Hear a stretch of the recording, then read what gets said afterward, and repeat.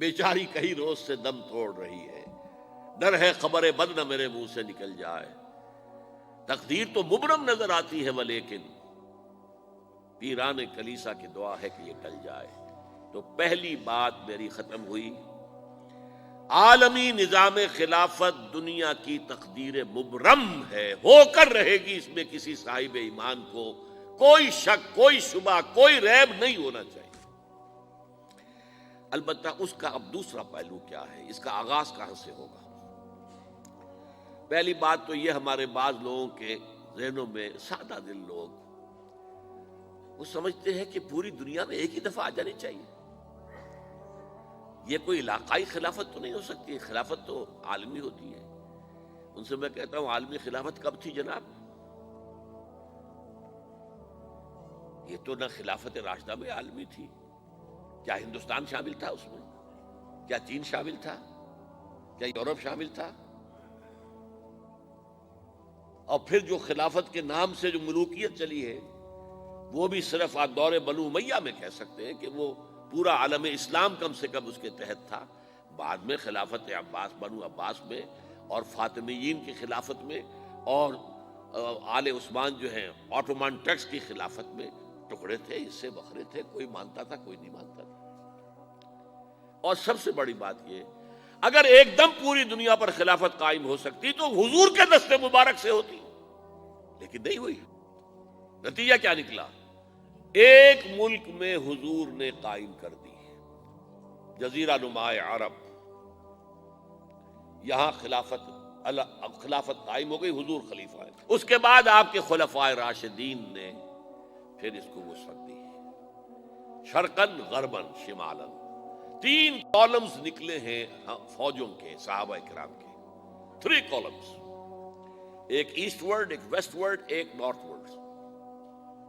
ایک عراق کو فتح کرتے ہوئے ایران میں پہنچ گیا، خراسان تک چلا گیا، ایک شام کو فتح کرتے ہوئے اور پھر سینائی پیننسولا سے ہو کر افریقہ میں داخل ہوا اور اٹلانٹک تک پہنچ گیا، تیسرا سیدھا شمال میں گیا، لیکن یہ زیادہ دور نہیں جا سکتا تھا، کوکیشین ماؤنٹینز آ گئے، کوہ قاف، اس زمانے میں تو یہ یوں سمجھیے کہ امپیسیبل تھا نا، کوہ قاف، لہذا وہاں آ کر رک گیا۔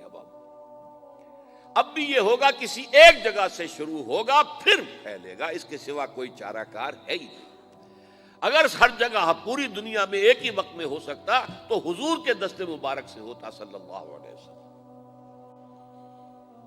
اب وہ نقطہ کون سا ہوگا، نقطہ آغاز کون سا ہوگا؟ اس میں پہلی بات تو میں نے کہا، جو شک کرے گا اس کا پھر ایمان مشکوک ہے، ہوگا، لازماً ہوگا، گلوبل ہوگا، پوری دنیا میں ہوگا۔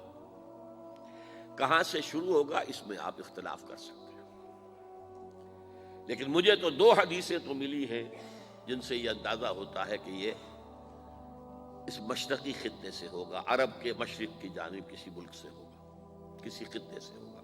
وہ حدیثیں بھی اب آپ پڑھ لیجیے پہلے، پھر میں کہہ رہا ہوں یہ خزانہ ہے جو ہم نے آپ کی خدمت میں پیش کیا ہے، کاش کہ آپ اس کی قدر کر سکیں، یہ حدیثیں آپ کو ازبر ہو جائیں، یاد ہو جائیں، لوح قلب پر نقش ہو جائیں۔ ہندوستان اور خراسان یعنی موجودہ افغانستان کا ذکر ابن ماجہ کی روایت ہے، عن عبداللہ ابن الحارث رضی اللہ تعالی عنہ قال رسول اللہ صلی اللہ علیہ وسلم یخرج ناس من المشرق یؤتئون للمہدی یعنی سلطانہ، یعنی سلطانہ، دونوں طرح سے پڑھ سکتے ہیں۔ حضرت عبداللہ ابن حارث فرماتے ہیں رضی اللہ تعالی عنہ کہ حضور نے ارشاد فرمایا، مشرق کی طرف سے وہ فوجیں نکلیں گی، لوگ آئیں گے جو عرب میں مہدی کی حکومت قائم کریں گے۔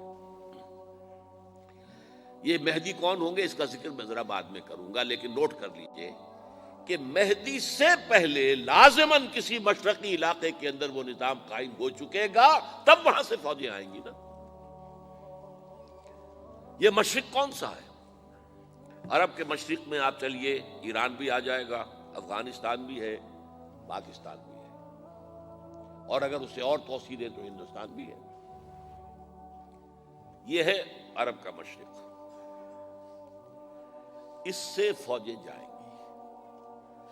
اس کا کیا مطلب ہے کہ اس میں سے کسی جگہ پر نظام خلافت پہلے قائم ہو جائے گا، تاکہ وہاں سے فوجیں جائیں گی جو جزیرہ نماء عرب میں حضرت مہدی کی حکومت کو قائم کریں گی۔ اب دوسری حدیث سنیے، یہ سنن ابن ماجہ کی حدیث تھی جو میں نے آپ کو سنائی، آپ نے پڑھی۔ دوسری، عن ابی ہریرہ رضی اللہ تعالی عنہ، یہ ترمذی شریف کی روایت ہے، قال قال رسول اللہ صلی اللہ علیہ وسلم یخرج من خراسان رایات سود لا يردها شیء حتی تنصب بإیلیا، خراسان کے علاقے سے سیاہ جھنڈے لے کر فوجیں آئیں گی، ان کا رخ کوئی موڑ نہیں سکے گا، ان کو پیچھے پھیر نہیں سکیں گے کوئی بھی، یہاں تک کہ وہ یروشلم میں جا کر جھنڈے نصب کر دیں گے۔ ایلیا حضور کے زمانے میں یروشلم کو کہتے تھے۔ یہ یروشلم تھا جب حضرت سلیمان کی حکومت تھی، اور یہاں پر معبد سلیمانی، ہیکل سلیمانی قائم ہوا، پھر یہ یروشلم ہی رہا ہے تاریخ میں، یہاں تک کہ سن 70 عیسوی میں جب ٹائٹس رومی جنرل نے اس کو گرایا، ختم کیا، سیکنڈ ٹیمپل گرا دیا، اور یہاں سے یہودیوں کو کہا نکل جاؤ یہاں سے، کوئی یہودی باقی نہیں رہا، تب بالکل تہو بالا برباد کر دیا۔ اس کے کوئی 150 سال بعد ہیڈریان، رومن ایمپرر ہیڈریان، اس نے پھر دوبارہ آباد کیا اس شہر کو۔ 150 سال تک یہ بالکل بنجر اور بالکل غیر آباد پڑا تھا۔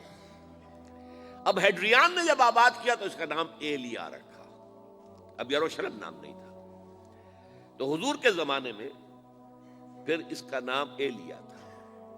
اور اب اس سے کیا معلوم ہو رہا ہے کہ یہ یروشلم مسلمانوں کے قبضے سے اس وقت نکلا ہوا ہوگا، ایک دفعہ پہلے نکلا تھا، سن 1099 عیسوی میں مسلمانوں کے ہاتھ سے نکلا، کروسیڈرز عیسائیوں نے آ کر اس کو قبضے میں کیا، لاکھوں مسلمانوں کو مارا، قتل کیا۔